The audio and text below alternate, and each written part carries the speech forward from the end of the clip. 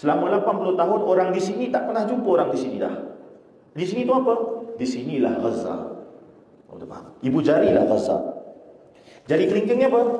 Masjidil Aqsa. Ada kat sini sampai sekarang 80 tahun. Seorang atuk tak pernah jumpa dah cucu dia kat sini. Sebab berlakunya tembok ataupun penjara terbesar di Gaza, penjara terbuka. Apa maksud penjara terbuka? Orang Gaza tak boleh lintas sampai Masjid Al-Aqsa. Dah 80 tahun. Kurang lebih 77 tahun. Tak boleh lintas sebab apa? Ada tembok berdawai. Bila saya naik atas, naik pelabuhan Ashdod, bila dah tak ada kamera kita, mereka dah potong dan dah tak ada orang lain melainkan bangsa dia, situ bermula kezaliman. Dia pulas tangan kita.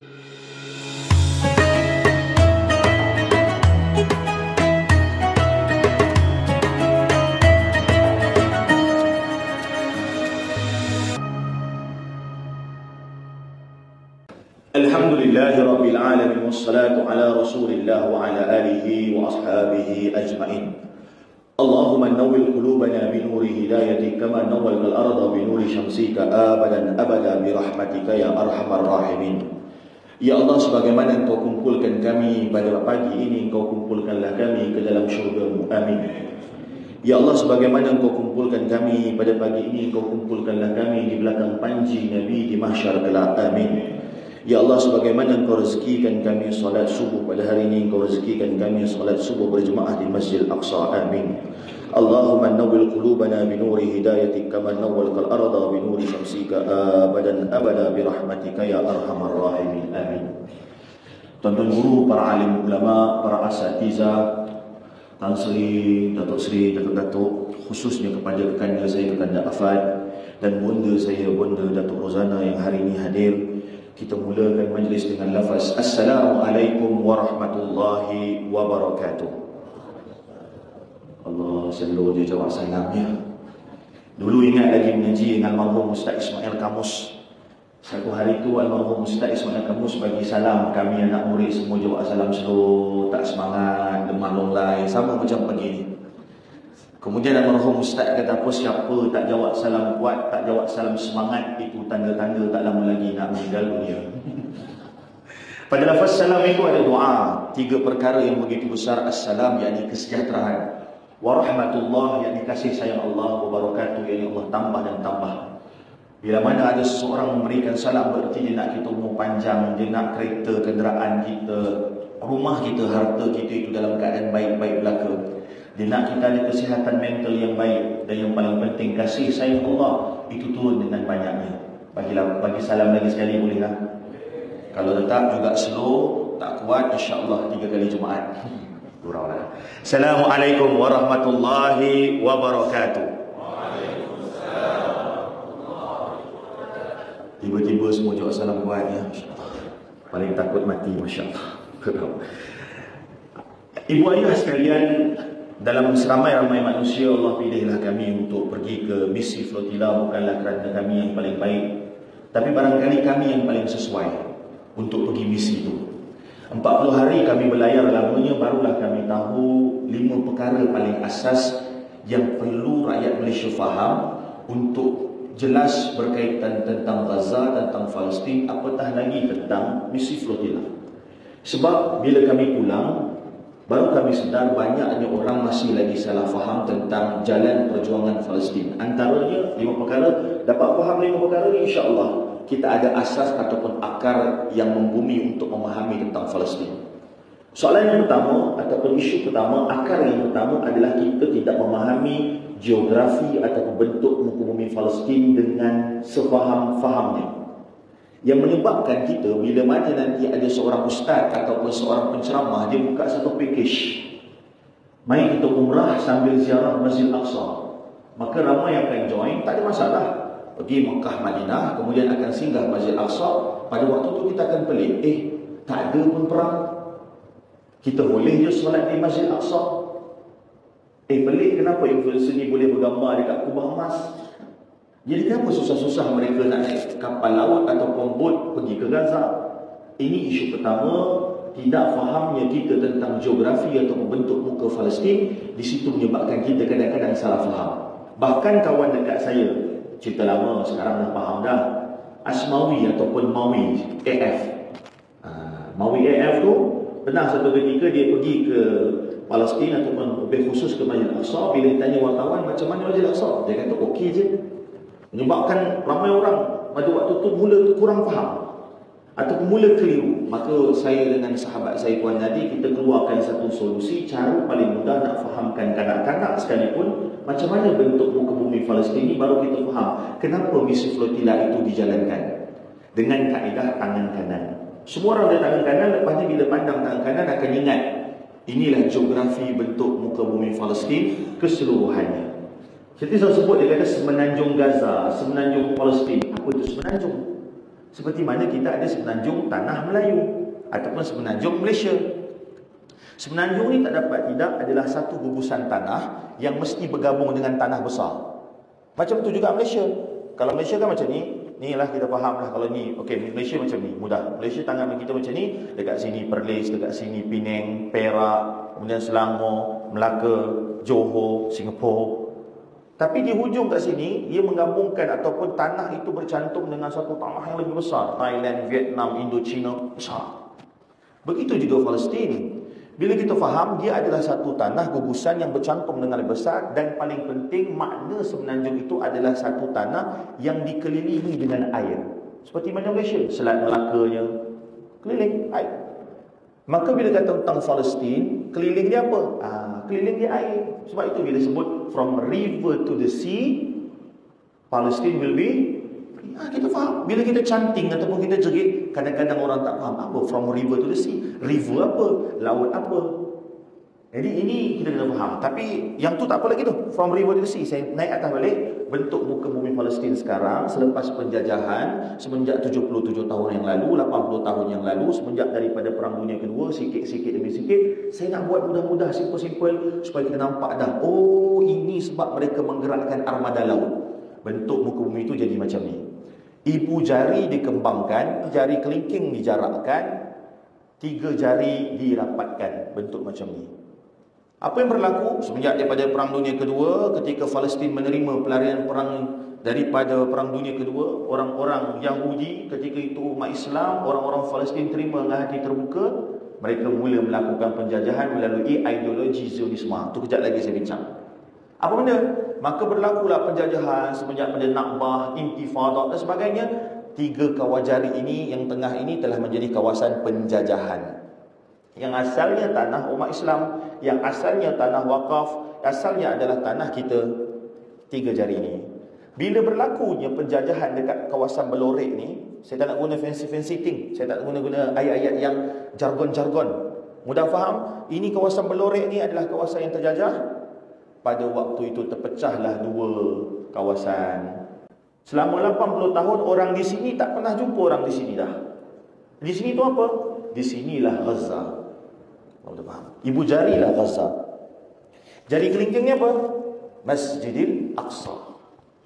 Ada kat sini sampai sekarang 80 tahun. Seorang atuk tak pernah jumpa dah cucu dia kat sini. Sebab berlakunya tembok ataupun penjara terbesar di Gaza. Penjara terbuka. Apa maksud penjara terbuka? Orang Gaza tak boleh lintas sampai Masjid Al-Aqsa. Dah 80 tahun. Kurang lebih 77 tahun. Tak boleh lintas. Sebab apa? Ada tembok berdawai. Kalau kita tengok serangan 7 Oktober tu, apabila Hamas dia pecahkan ataupun dia potong dawai, masuk ikut dalam tu, ni masuk ke sini. Masuk ke sini. Tapi sampai tak ke sini? Tak sampai. Hamas tak tembus pun sampai separuh pada ni. Sebab apa? Sebab sini adalah kawasan yang begitu militeri ataupun ketenteraan, kawasan zon ketenteraan yang sangat dahsyat. Kat sinilah Iron Dome, kat sinilah semua benda ni, kat sini. Itu tuan apa yang saya kasi Allah, bila kita faham bentuk muka bumi baru kita faham kenapa orang boleh pergi Masjid Al-Aqsa. Tapi peperangan berlaku di Gaza. Dan orang Aqsa nampak tak? Orang kat Masjid Aqsa nampak tak perang kat sini? Tidak sama sekali. Tidak sama sekali. Tak nampak dengan mata kasar. Tapi Alhamdulillah langit terbuka sekarang melalui internet. Cerita-cerita di Gaza dapat keluar bahkan sampai ke tanah Malaysia, sampai ke tanah Melayu. Oh gitu Ustaz? Gitu cerita dia. Jadi yang ramai-ramai pergi Masjid Aqsa lepas umrah boleh, tak ada masalah. Antaranya Syekh Ali Jum'ah, mantan mufti Mesir, kata pergilah raikan ataupun hidupkanlah bumi Masjid Al-Aqsa ini dengan orang Islam. Paling tidak hilang agama ataupun tidak hilang syiar agama kat sini. Datanglah juga. Tapi juga jangan lupa pendapat Syekh Dr. Yusuf Al-Qardawi. Apa kata Syekh Yusuf Al-Qaradawi? Jangan selalu sangat, jangan kerap sangat. Sebab apa? Sebab bila kita nak pergi masuk immigration, nak jumpa ataupun nak pergi ke Masjid Al-Aqsa, nak jumpa Imam Masjid Al-Aqsa, kita membayar wang visa ataupun wang cukai kepada Israel. Saya ketika ditangkap di pelabuhan Ashdod, masa tu saya bagilah pasport kita. Saya bagi pasport Malaysia. Lepas tu dia key in, dia kata, kau pernah masuk Israel kan? Kata saya. Saya kata tak pernah masuk Israel. Cakap bahasa Inggeris lah tuan-tuan. Saya kata tak pernah masuk Israel. Tak ada dalam rekod kau ada masuk Israel. Dia kata, tak pernah. Saya kata, kenapa aku tipu kau? Dia kata, habis rekod kau ada. Lah, aku ni bukan penipu. Habis kau nak kata aku penipu? Tak macam ni. Saya kata, mungkin kita dua-dua bukan penipu, ataupun mungkin dua-dua kita penipu. Sekarang ni macam mana aku boleh ada rekod aku masuk Israel? Waktu dia pun cek. Tapi pelik lah. Engkau cuba masuk Israel tapi engkau tak berjaya. Saya berfikir hanya satu benda yang paling logik. Tarikh bila? Saya kata. Tarikh bila? Saya kata pada saya, tarikh kau masuk ni dalam 2022. Okey. Aku nak try masuk Masjid Al-Aqsa, bukan nak try masuk Israel. Dengan bangganya dia kata apa? Kau ingat Masjid Al-Aqsa tu kamu punya? Oh, panas tuan-tuan. Kalau kau nak masuk, kau ingat tak tuan-tuan, nak faham bagi orang yang tak faham, yang bukan bagi orang yang belum jelas. Kalau kita nak pergi Masjid Al-Aqsa, kita akan lalu Jordan. Pandang balik bentuk buku ini. Dekat sini ada Jordan, ataupun dalam bahasa Arab Urdun. Bila kita pergi Petra, tengok Seven Wonders in the World tu, biasanya dalam tentatif kita mesti kita akan pergi Masjid Al-Aqsa. Sambil tunggu timing nak masuk Masjid Al-Aqsa, sebab apa? Semua orang akan ditapis. Semua orang akan ditapis. Dan memang mereka tapis saya, dan memang saya tertapis, tak boleh masuk. Daripada dulu lagi, belum flotilla lagi, dah tertapis lah. Bila aku, dia akan cek Facebook kita. Memang dalam borang tu kita tulis nama sosial media kita, minta semua. Dan mereka ada satu rule, kalau orang muda lagi ramai daripada orang tua, contoh jemaah 40 orang, 20 orang muda, 20 orang tua pun tak boleh lepas. Dia kena 10 orang muda, 30 orang tua. Dia takut sangat dengan orang muda. Orang tua tu pula tuan-tuan kena faham, bukan tua-tua 50, 60 je tua bagi orang. So pendekkan cerita, masa tu saya nak masuk tak lepas, sebab bukan isu komposisi orang tua orang muda, tapi mereka tak lepaskan saya. Yalah, mungkin barangkali sebab bagi mereka saya adalah ancaman. So ingat, okey, lepas dia kata apa pada saya? Jadi kau pernah nak masuk Israel? Tak, aku nak pergi Masjid Al-Aqsa, sebab kalau ikut perjanjian bahawa Masjid Al-Aqsa di bawah Badan Wakaf ataupun Awqaf Jordan. Dia kata Jordan hanya memiliki masjidnya, tapi tanah dan sempadan adalah milik Israel. Saya fikir-fikir balik tuan-tuan. Ya, kita tak setuju dengan negara haram mereka, tapi sebenarnya mereka dah jajah dah pun Masjid Al-Aqsa secara tak langsung. Kenapa? Border milik mereka. Kita kena belajar bayar masa tu saya $100 untuk hanya visa. Pendapatan untuk Israel. Dan ketika kita berbelanja di dalam Masjid Al-Aqsa dan sekitarnya, pergi beli kopi ke, beli croissant ke apa, kita akan menggunakan mata wang negara haram, shekel. Juga pendapatan untuk negara mereka. Maka dua pendapat ini, Syekh Ali Jumaah dan juga Syekh Dr. Yusuf Al-Qaradawi, dua-dua betul. Jangan bila kita dengar pendapat ulama berbeza je, salah satu kena betul. Tak boleh jadi dua-dua betul. Maka kita ambil yang pertengahan, yang terbaik. Pergilah ziarah Masjid Al-Aqsa, tapi jangan selalu, mungkin sekali seumur hidup. Dia bukan dijadikan sebagai acara tahunan kita. Juga nak bantu, niat nak bantu ekonomi umat Islam, pergi shopping, pergi beli makanan, kena wajib dekat kedai umat Islam. Maka berlaku, bila kita faham benda ni, kita nampak peta ni, hampir 80 tahun orang-orang di Masjid Al-Aqsa tak dapat jumpa keluarga mereka di Gaza. Orang-orang Gaza 80 tahun tak pernah solat di Masjid Al-Aqsa. Jelas?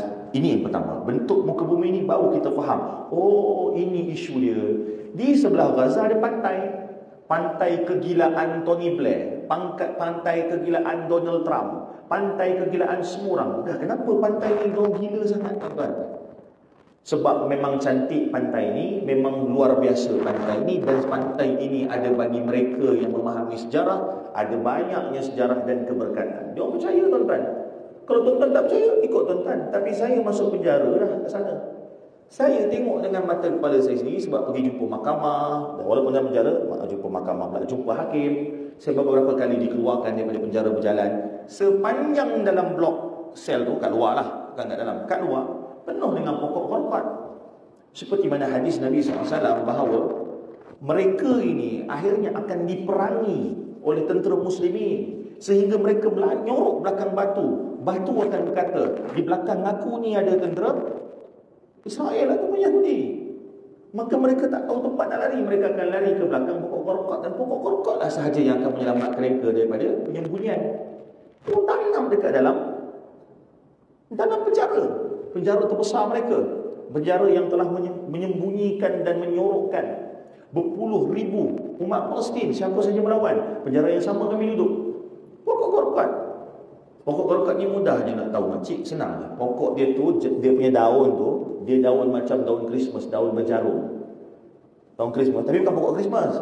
Dia panggil apa? Dia satu family. Kalau orang botani tahulah, dia ada family, dia ada species and so on. Dia jarum berdaun, tapi dia tak tinggi macam Christmas, dia renyek sikit. Renyek macam mana? Kalau kita berdiri tu, saya berdiri, saya 171, 170 ni, lepas tu saya angkat tangan, itulah tinggi pokok korkat. Lebih kurang gitu. Berapa dulu saya tinggi kan? Itulah 18 ke 19 saya tak pasti.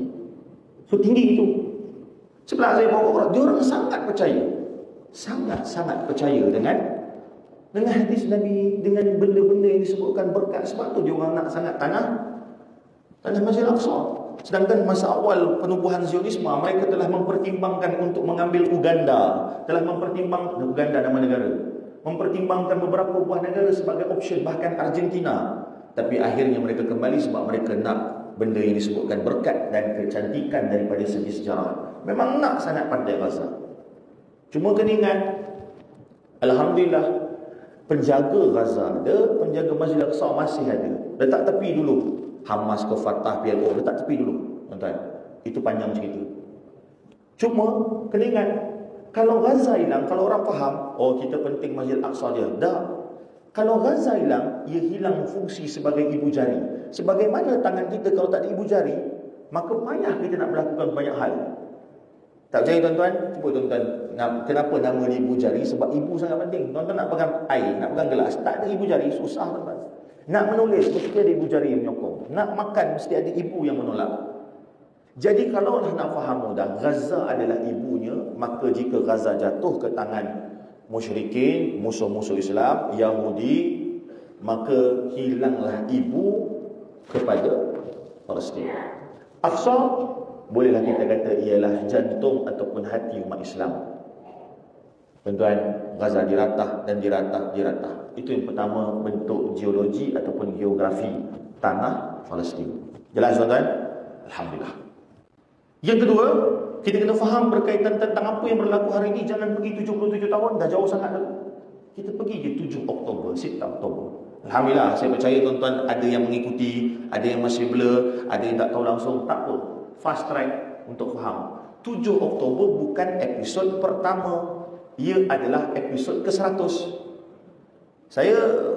Ketika saya sampai ke pelabuhan Ashdod, saya pakai baju Free Palestine. Kemudian tentera dia minta saya buka. Saya kata semua baju saya ada logo.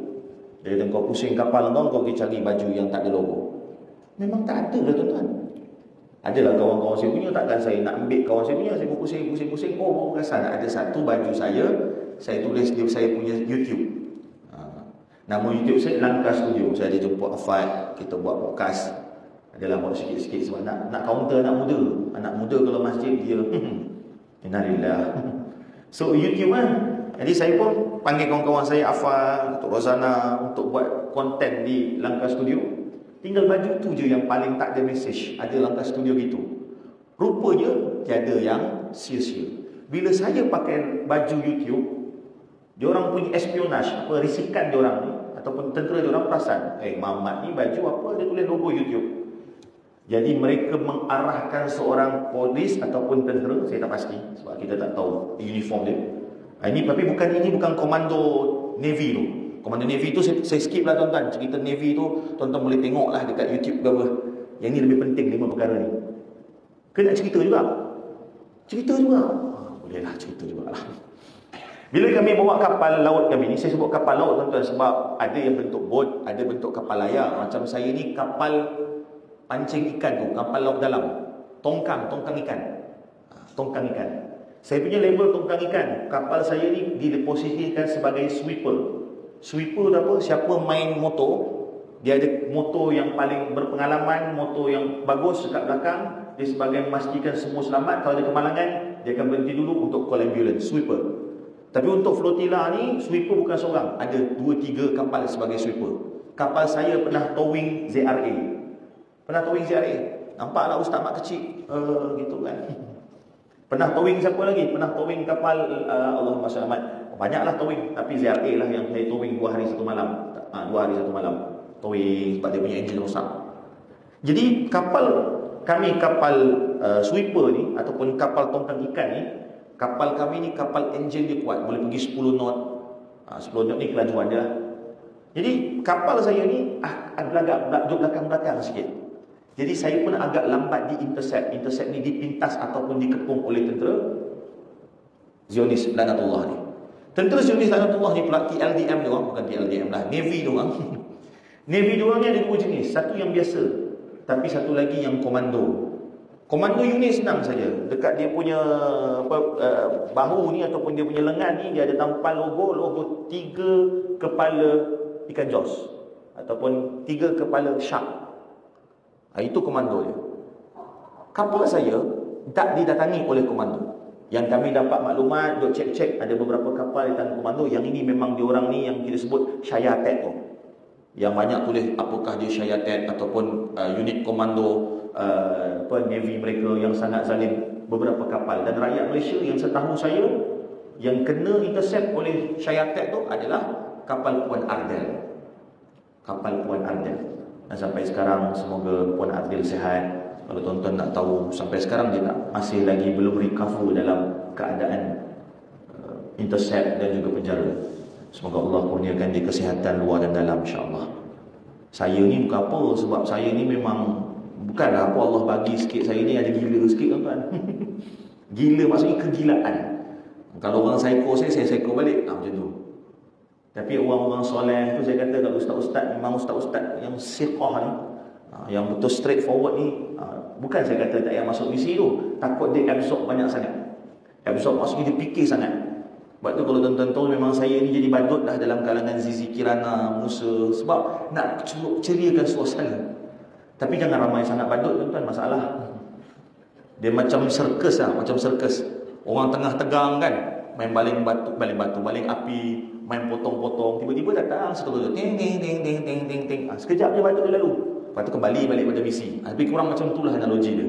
Setiap kali saya video call dengan kawan-kawan kita, sebab kami semua kapal lain-lain, semua mengadu rahmat, tandas rosak, Tuan Musa makan tak dapat, semua nak nangis je. Sebab itulah saya lah yang akan buat lawak tak apa-apa. Dan bila di psycho, memang sebenarnya tuan-tuan, saya kata psycho yang paling dahsyat adalah Puan Ardel lah kena. Saya juga dipanggil oleh dia punya apa nama, SB dia, Special Branch dia. Saya sebut sebenarnya lah, tuan-tuan. Dia tanya soalan nak buat kita rasa takut bahawa dia tahu semua maklumat kita. Puan Ardel kena soalan apa, tuan-tuan? Dia tanya apa? Kau dah kahwin belum? Dah.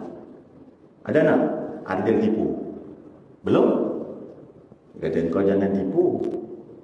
Ada anak ke tak? Tak ada.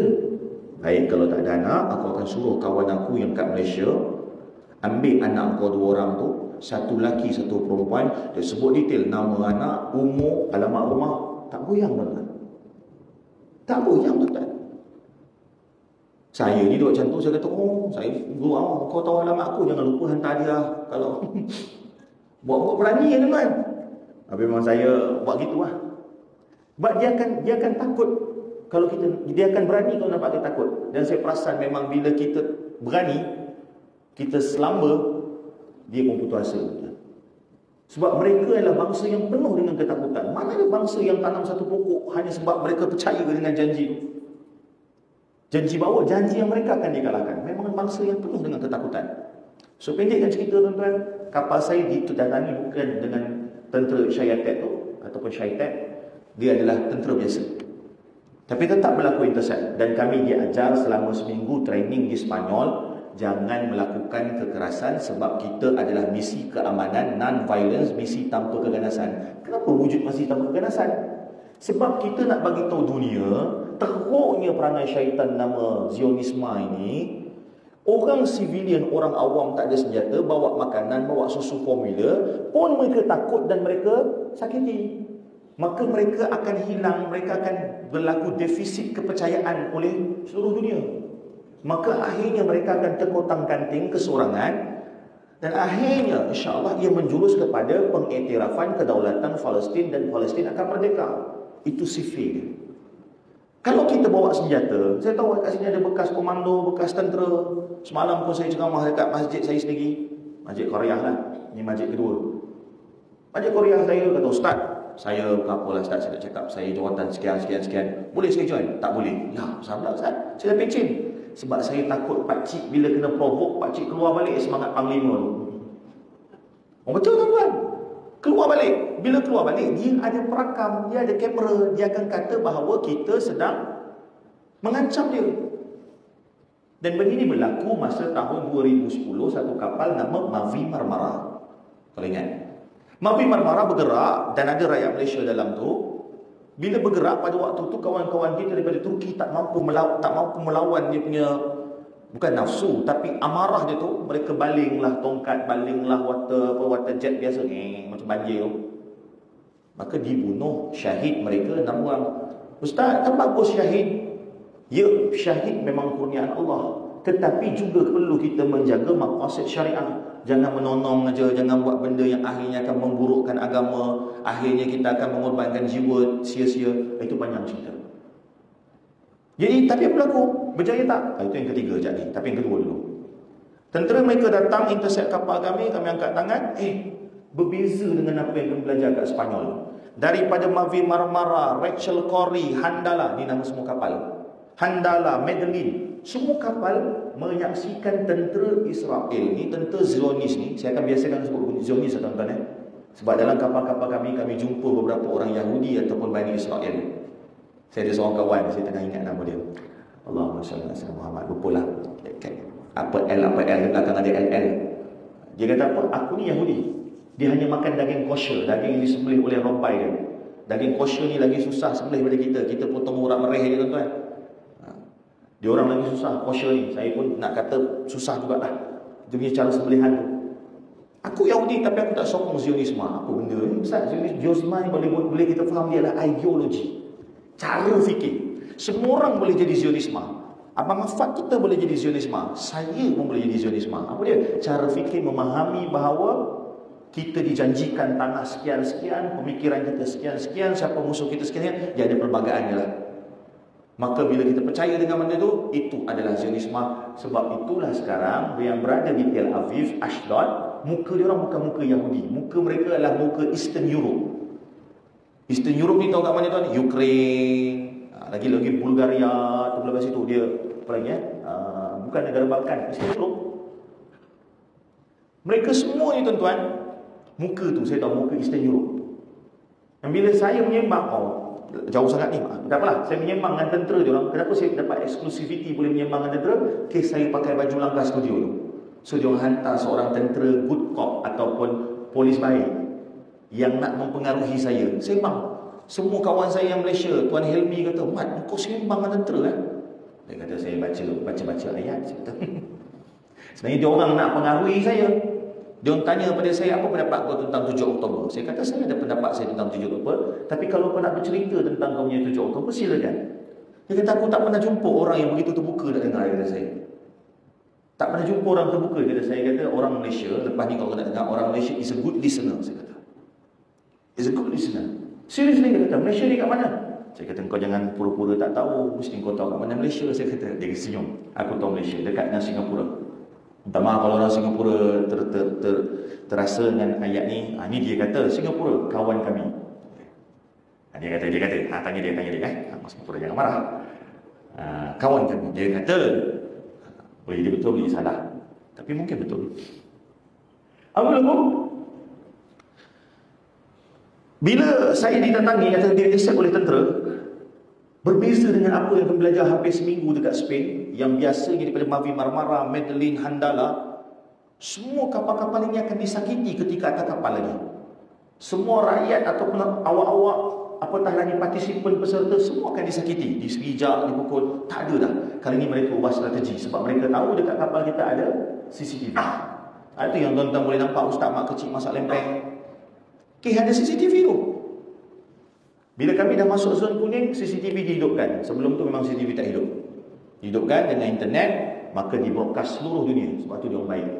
Bahkan dia orang selimutkan kami dengan blanket. Bila dah kenakan saya water cannon tuan-tuan, Allah. Tuan-tuan faham bila kapal laut ni ataupun bot ni dia dikimpal, dia dipateri. Sebab kapal perlu dibuat dengan yang terbaik. Bukan macam pintu rumah kita pakai skru je.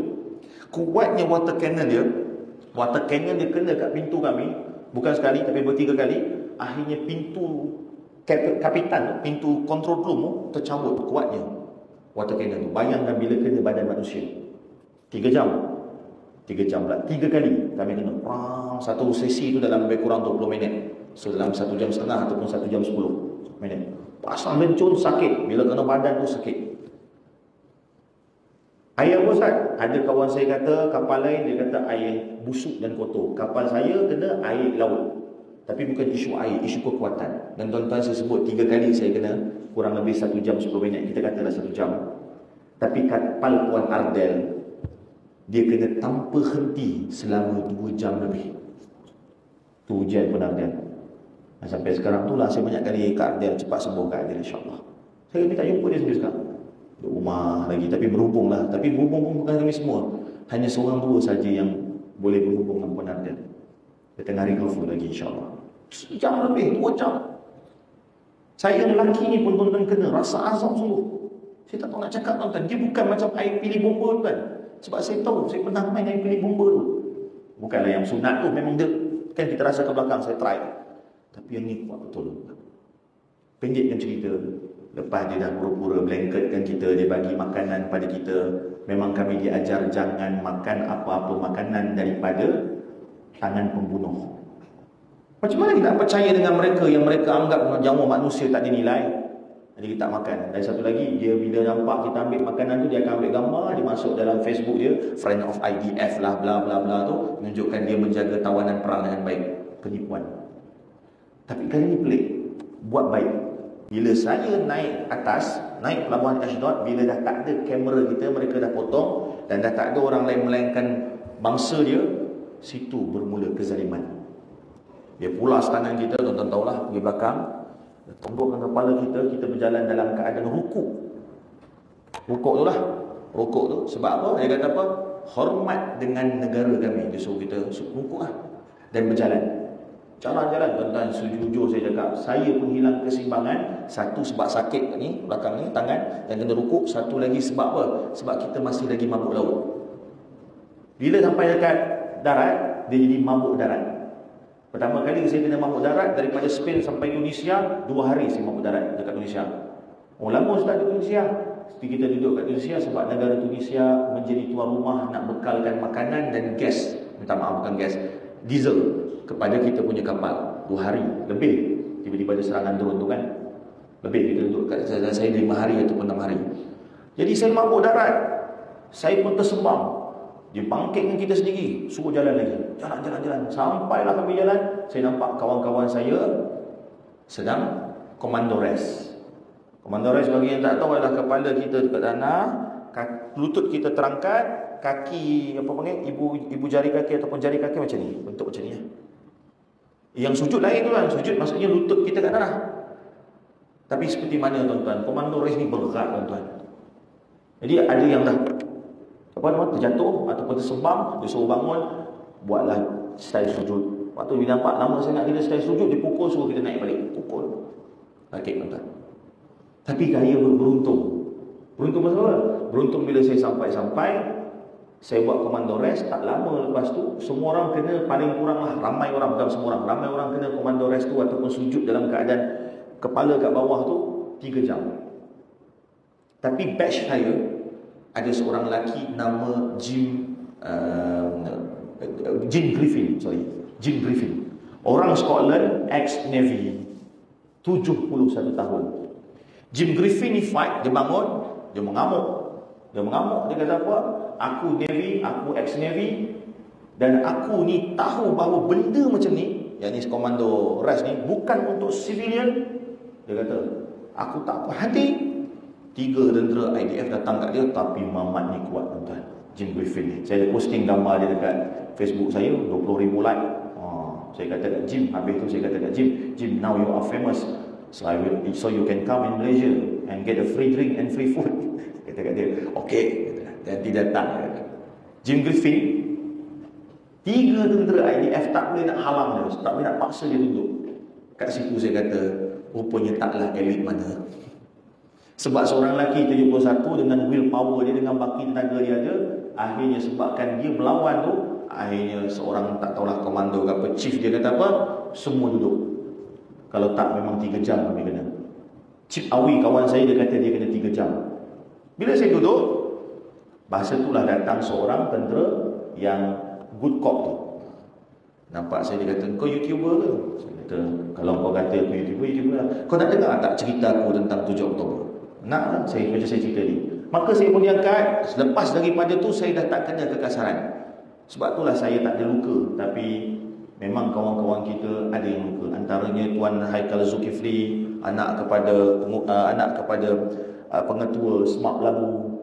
Tangan dia tuan-tuan kena pijak, dan memang sampai sekarang tak terasa koyak baru kerana benda tu. Itu berlaku. Habis itu sekarang aku tak lawan. Balik pada nombor 3. Ini adalah misi nak membuka mata dunia bahawa kalau kami ni yang bukan Palestin ini, kami ni kena macam-macam, itu tak sampai pun 1/10. Tak sampai 1/100 pun tidak, 1/1000 barangkali. Tapi kawan kami kata bukan 1/1000, 1/10,000 daripada apa yang dilalui Palestin. Jadi kalau ada orang kat luar sana, entah nama Jebat Derhaka ke, Lekiu Derhaka ke, mereka-mereka yang kata kenapa cerita pasal diri sendiri, kenapa tak cerita pasal Gaza? Orang dah cerita dah pasal Gaza lama dah, bertahun. Tapi kenapa kita kali ini cerita pula pasal individu-individu yang berada dalam misi ini? Sebab nak kata kami ini melalui kesakitan itu, penipuan itu, kezaliman itu yang kami nampak. Dan biasanya kami akan cakap, mesti biasa semestinya penutupnya ataupun disulamnya dengan apa? Gaza lebih dahsyat. Gaza lebih dahsyat. Kalau kami geram, kalau kami rasa apa, hak kami untuk mendapat air bersih, kami minum air dalam tandas. Kami minum air daripada kepala paip. Ada kawan saya, dia punya sel kepala paip pun tak ada, jadi mana dapat air? Tuan-tuan tahu flush tu kan? Yang atas tu kan? Situ lah mereka duduk minum, bukan yang jamban bawah tu. Habiskan air dalam atas jamban tu. Sel saya itulah, dia nak tunjuk baik dia orang, sel saya ada kepala paip, boleh minum. Itu pun bau, rasa air itu memang rasa klorin lah. Banyak perkara yang berlaku dalam 3 hari 2 malam di penjara dengan apa nama, kita tidur atas lantai. Tapi kita faham itu sangat sedikit. Yang kami tak boleh tidur, asyik setiap 2 jam tentera dia akan datang buat counting kepala. Tu dia sengaja supaya kita tak boleh tidur lebih daripada 2 jam. Dia halang hak untuk solat. Dia halang para wanita untuk mendapatkan pad. Dihalang oleh orang-orang yang sakit untuk dapat insulin. Itu baru sekejap kami tuan. Bayangkan bagaimana penderitaan yang berada di Gaza. Dan akhirnya semua sepakat kita takkan makan minum, kita akan buat hunger strike. Sebab apa? Makanan yang mereka bagi ni kita tak tahu entah apa makanan tu, tapi pada masa sama adalah makanan itu adalah makanan yang dirampas daripada tanah yang berkat ataupun tanah bukan milik mereka, tanah Palestin. Kawan-kawan saya Perancis nama Noé, kawan saya pada Spain nama Carlos. Semua mereka ni bukanlah orang Islam, tetapi datang sebab mereka kata kalaulah Gaza tidak dapat hak sebagai manusia, maka seluruh manusia atas muka bumi ini gagal menjadi manusia.